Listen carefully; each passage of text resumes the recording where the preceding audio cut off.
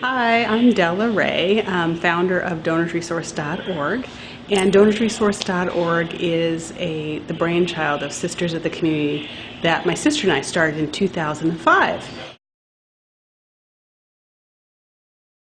We wanted to get household goods to families in need without them having to pay for it, without them having to look for the items, but for them to just basically be able to get the items that they need to survive, basic items, towels, sheets, and those types of things, and dishes and pots and pans. So we put together an organization called Sisters of the Community, and within 18 months we distributed over 20,000 items to families in need. And so from there, what we learned was that so many people want to give. They just don't know how, they don't know where. And so we had one physical location, and we realized through that one physical location, we were being very tactical at what we were doing. So we thought, how can we enhance what we're doing? How can we serve more people? So we put together DonorsResource.org, which is an online hub that connects people who want to give with nonprofits in need. So essentially you have a chair you want to donate, you have something you want to donate, you just pop it online and then a nonprofit will claim it. So it's been really successful. Within our first 11 months we had 265 nonprofits register right away. And it's just been a really exciting way to serve our community, because we know people want to give, they need to know how, and they want to make sure that their items are going to people in need and not going to places where they'll be sold or used to support other organizations. What happened was I was standing in my garage one day and I was looking at all these excess things that I had. And literally, I had boxes of stuff marked, bed skirts, towels, sheets, enough stuff to set up another home. And my sister, same thing, I called her and I said, I've got all this stuff just sitting in my garage. What are we going to do with it? And so she says, you know what, Della, that's the same thing I'm going through. I have a ton of stuff too. And to go back, my background when I was at the height of my career, I served on an organization called the North Portland Nurse Practitioners Clinic, and I was the president of the board. And I would go into the actual organization to see how things were running, to make sure that the decisions we were making were, that affected the organization. We would actually see what that was. And so I would see the people come in, and they were getting their medical needs met, but they'd still say, okay, do you have a coat? Do you have a bed? Do you have sheets? So, saying, oh, I'm going to do something about this, and then finally doing something about it. Since we had so many items, we wanted to get them to someone in need. So we start calling friends saying, who do you give things to when you want to get donations? Where do you give things to? I got a hold of moms clubs, I got a hold of friends and people were like, well, if you find someone, let us know, because we want to give some stuff too. So it really turned into this big snowball thing.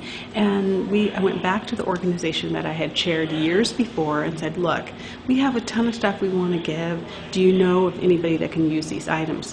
So they called me back within 5 minutes and said, we have a single mom who just escaped domestic violence with her 3 small children in the middle of the night, and all they had was the clothes on their backs. So with the stuff we had, I did a call out to the things that were missing. This mom got here to Oregon and got a home, and we were able to go and totally deck out her house with couches, chairs, toys, toiletries, dishes, pots and pans. And when my sister and I left, we said, this is what we need to do, right? And that's the start of Sisters of the Community. Our community just jumped behind us right away, because they were able to take items to our physical location and see where those items were going. So the community just stood behind us and started writing checks. And then once we moved into our location, we had a fundraiser, and that funded us for a while. And so we're a 501c3 nonprofit. So foundations, grants, corporations funded our organization. The need for what we're doing has grown simply because with the change in the economy, we have offices downscaling, downsizing, businesses closing, so they're calling us to say, we have all these different things that, our office is closing, and we have all these different things. Can you place them? And my favorite story is the Oregon 150 office. They came to celebrate Oregon's 150th birthday. So, they had like an 8-person office. So from there, they had all this extra furniture and things that they weren't going to use anymore. So we were able to call in nonprofits and clean out their entire office in one day. That's the need. I mean, people don't realize that, there's people out, there's caseworkers and advocates sharing desks, and there's caseworkers searching for soap for the homeless. And so being able to close that gap and get people to give and the nonprofits receive, it's amazing. So nonprofits are able to do what their mission, meet their mission. So if their mission is to help someone find housing, they can do that, and they're not scrounging around for supplies that they need to keep their doors open.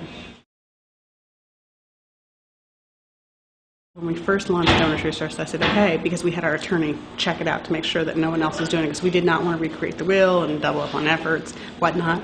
So, Nation's Conduit for in-kind donations, period. Yeah. How do you make it happen? Well, just through serving Oregon so well, and we have partnerships like Hands on Portland that are nationwide, and United Way that are nationwide, and partnering up with those organizations, we'll absolutely be able to do it. No questions. No questions. We had a children's school, Montessori school in Southwest Portland. They got central air, and they had 7 window units, air conditioning units. So those units were going to go into the landfill or just sit somewhere. And a children's school in Northeast Portland needed air conditioning. They had sweltered all summer. So for those air conditioners to go from one place to the next without going to the landfill, total paying it forward. That's why I do what I do. Don't give up.